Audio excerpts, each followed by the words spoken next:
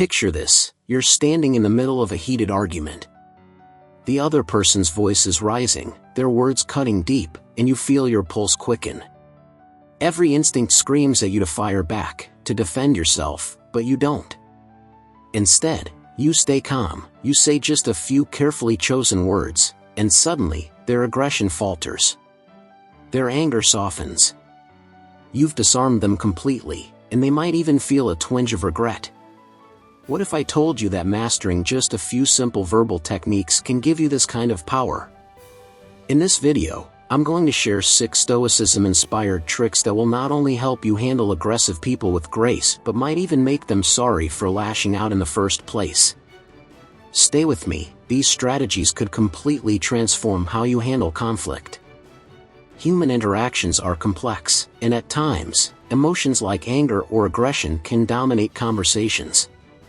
When faced with an aggressive person, it's natural to feel defensive or even lash out in return. However, Stoic philosophy offers a more measured, wise approach. Instead of reacting emotionally, Stoics advocate for composure and the strategic use of words to de-escalate conflicts and subtly guide the aggressive individual toward reflection, and perhaps even regret. This video explores 6 Stoicism-inspired verbal techniques you can use to diffuse aggression, maintain your inner peace, and potentially make the other person reflect on their behavior.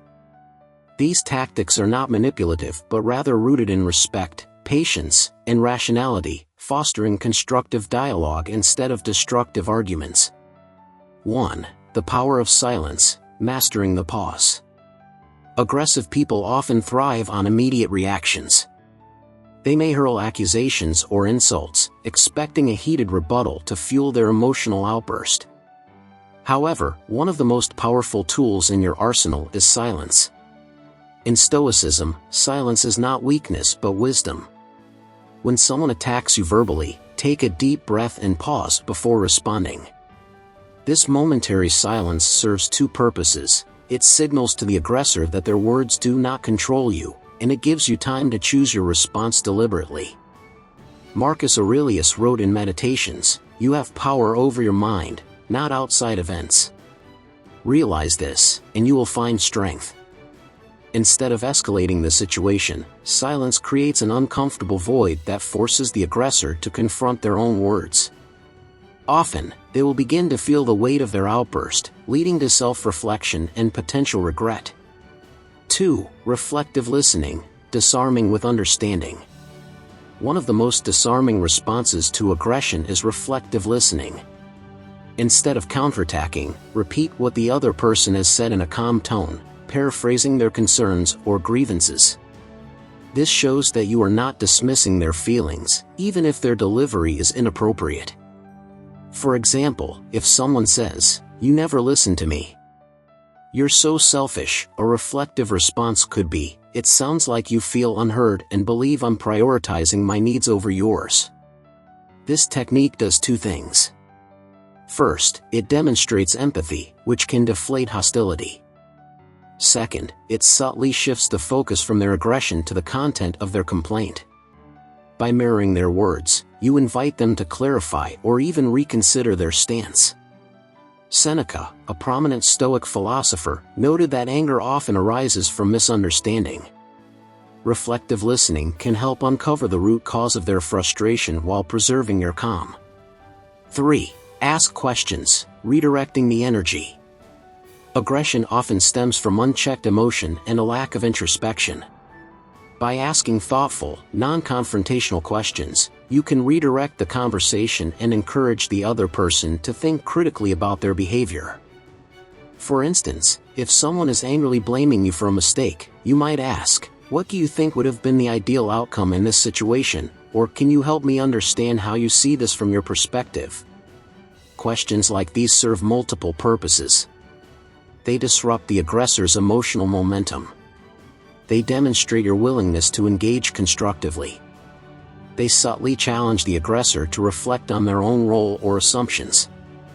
The Stoic philosopher Epictetus advised, "We have 2 ears and 1 mouth so that we can listen twice as much as we speak."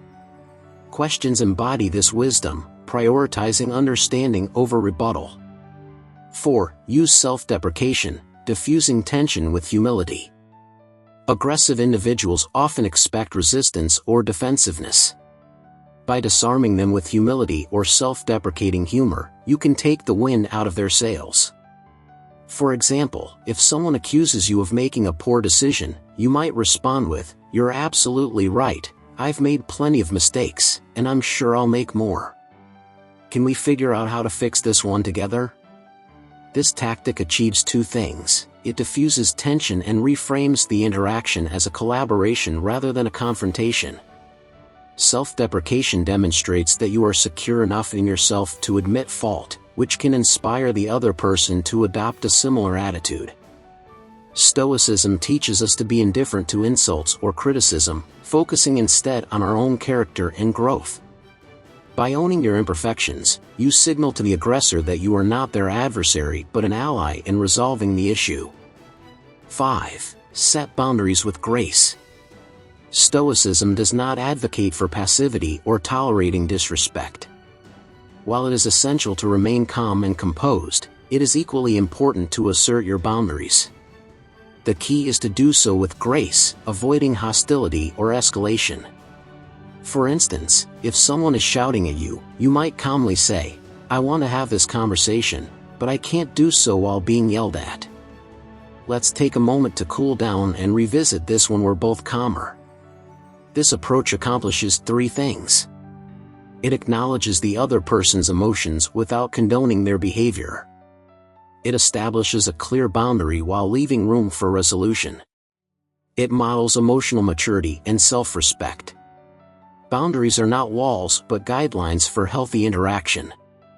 As Marcus Aurelius wrote, "You don't have to turn this into something. It doesn't have to upset you." By setting boundaries without aggression, you maintain your inner peace while inviting the other person to engage respectfully. 6. Appeal to shared values, finding common ground. Aggression often arises from a perceived conflict of interests or values. One way to diffuse tension is to identify and appeal to shared values. This shifts the conversation from confrontation to collaboration, reminding the aggressor that you are not enemies but allies with a common goal. For example, if a colleague aggressively criticizes your work, you might respond with, "I see that you care deeply about the success of this project, I do too. Let's figure out how we can align our efforts to achieve the best outcome." By emphasizing shared values, you redirect the focus from personal conflict to mutual objectives. This approach not only calms the aggressor but also fosters a sense of unity and cooperation. Stoicism emphasizes the interconnectedness of humanity. Recognizing our shared values and goals can transform even the most hostile interactions into opportunities for understanding and growth. While these verbal strategies can help diffuse aggression and encourage reflection, their effectiveness depends on your ability to remain calm and composed. Stoicism teaches us to cultivate inner resilience by focusing on what we can control, our thoughts, emotions, and actions. By practicing mindfulness and self-awareness, you can respond to aggression with clarity and wisdom rather than impulsivity. Here are a few Stoic practices to strengthen your inner resilience. Daily reflection. Spend time each evening reflecting on your interactions. Consider what you handled well and what you could improve. Negative visualization. Imagine scenarios where someone might act aggressively toward you. Visualizing your calm response can prepare you for real-life encounters. Journaling. Write down your thoughts and feelings after a difficult interaction. This can help you process emotions and gain insight into your reactions. As Epictetus advised, it's not what happens to you, but how you react to it that matters. By grounding yourself in Stoic principles, you can approach even the most challenging interactions with grace and confidence. In conclusion, aggressive encounters can be emotionally draining, but they also present an opportunity to practice patience, empathy, and wisdom. By employing these 6 verbal strategies, silence, reflective listening, thoughtful questioning, self-deprecation, graceful boundary setting, and appeals to shared values, you can navigate aggression with composure and dignity. Stoicism reminds us that we cannot control the behavior of others, but we can control how we respond.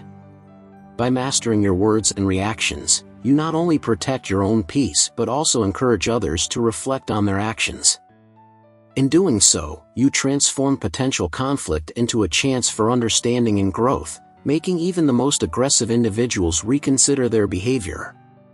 If you found this video helpful, don't forget to like, subscribe, and share your thoughts in the comments below.